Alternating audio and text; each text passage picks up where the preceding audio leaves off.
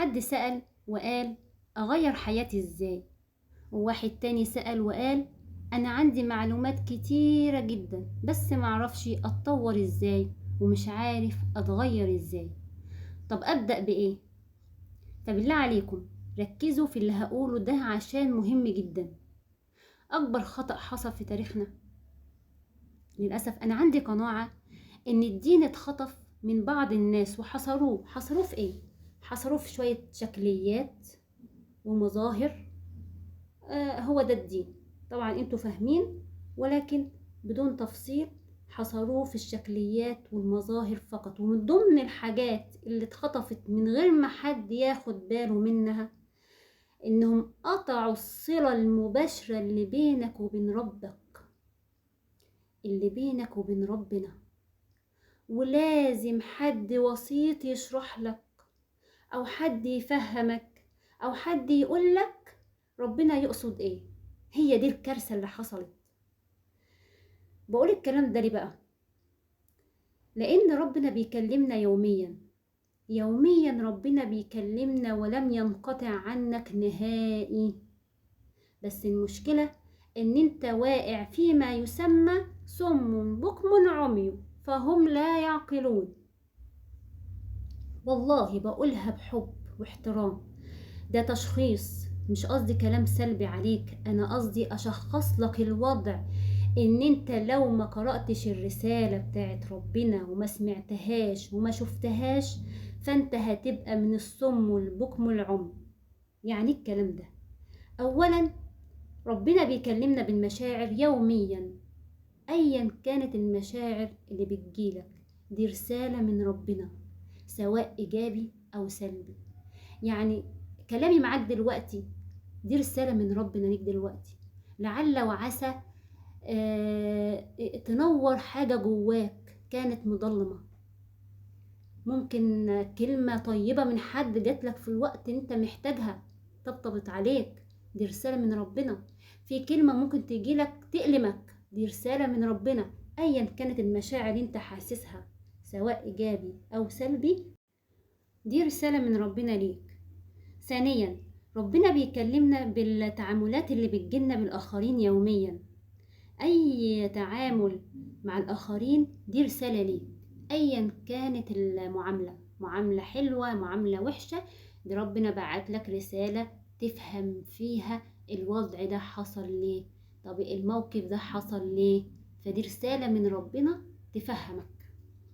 ثالثا ربنا بيكلمنا بالظروف اللي انت فيها يوميا، ايا كانت بردك ظروفك، ظروف حلوة او وحشة، دي رسالة من ربنا ليك، بيقولك انتبه، شوف ايه اللي انت المفروض تعمله صح.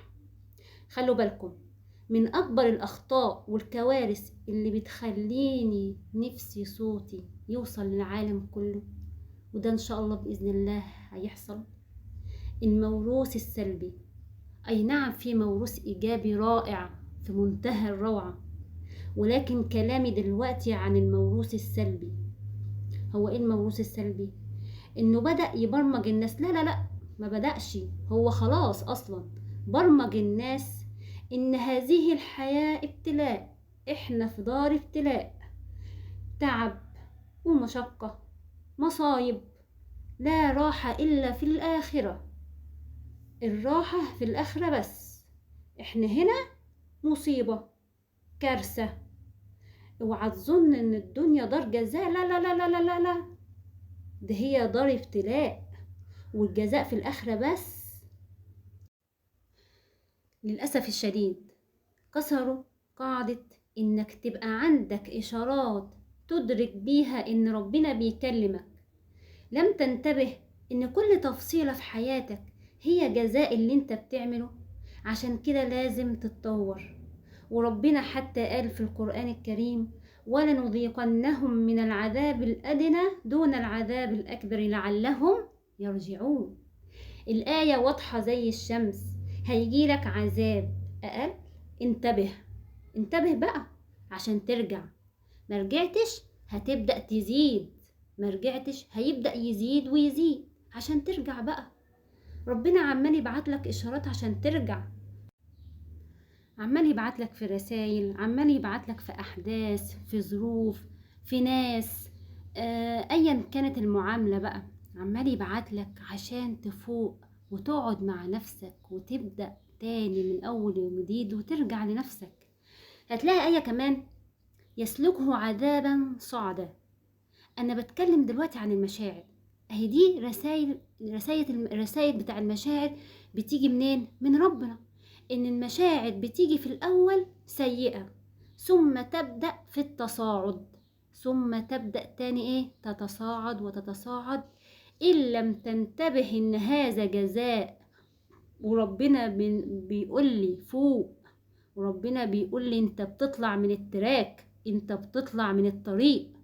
لو ما أدركتش ده هتفضل المشاعر تزداد وتزداد وتزداد، وكل ما تزداد المشاعر السيئة يزداد حزنك وكآبتك وكل حاجة. ويجي بقى ايه حبايبنا يقولك ايه؟ الله، ده كده ربنا بيحبك، ده ربنا بيحب عشان كده ابتلاك. الله، ده عايز يشوف صبرك قد ايه. هتفضل قاعد ساكت قد ايه؟ هتفضل تاخد فوق دماغك قد ايه وتقول الحمد لله؟ انت بتقول الحمد لله بلسانك يا حبيبي، انت للأسف بتقول الحمد لله بلسانك مش بقلبك. قلبك محروق وقلبك مليان نار وعذاب وفي بركان، وبتقول بلسانك، خدوا بالكم، بتقول بلسانك الحمد لله وانت اصلا من جوه بتتقطع. والله بجد الله يسامحهم، ربنا يسامحهم يا رب، وتعالى الله عن ذلك علوا كبيرا. انتوا ما تعرفوش ان دي اشارات ربنا بيكلمك بيها عشان ترجع.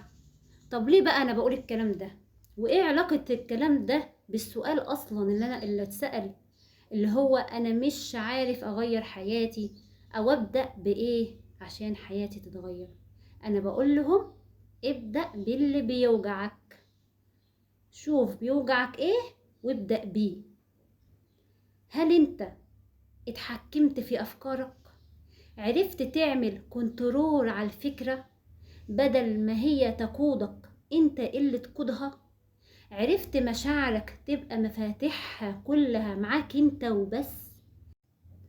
يعني ما ينفعش تيجي تقولي هو اللي ضايقني، ولا هو اللي خنقني، ولا الناس هي اللي بقت وحشة، ولا الدنيا والظروف هي اللي عملت فيا، ولا لأ.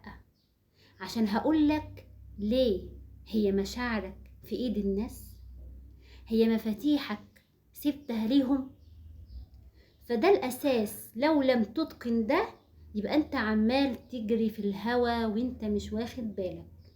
فبأكد تاني، ابدأ باللي بيوجع، ابدأ بأكتر حاجة عاملالك مشاعر سيئة دلوقتي، لأنك في الحتة دي انت وصلت لمرحلة العذاب، فانت المهم تنسفها. عشان كده بقولك ابدأ تفهم وتدرس أفكارك، اقعد مع نفسك، شوف انت بتفكر ازاي وطريقة تفكيرك عاملة ازاي. لأن الخوف والحزن والألم والتوتر أيا كانت المشاعر دي مشاعر متولدة عن أفكار رافضها بقوة للشيء ده. انت رافض الحاجة دي، رافضها بقوة شديدة، فمولدة عندك مشاعر خوف وحزن وقلق وتوتر وعدم الراحة وكل الحاجات دي. وهقول جملة لعل وعسى اللي يسمعها يحطها حلقة في ودنه: الرفض. الرفض ده عملية عقلية بتعملها بالتفكير، بمقدار رفضك بيتولد المشاعر. شوف مشاعرك عاملة ازاي، هو ده مقدار رفضك للحاجة اللي هي قدامك. حرر نفسك من سجن رأي الناس، فالقيمة الحقيقية لا يمنحها الآخرون، بل يزرعها الله في قلبك حين تعرف من أنت.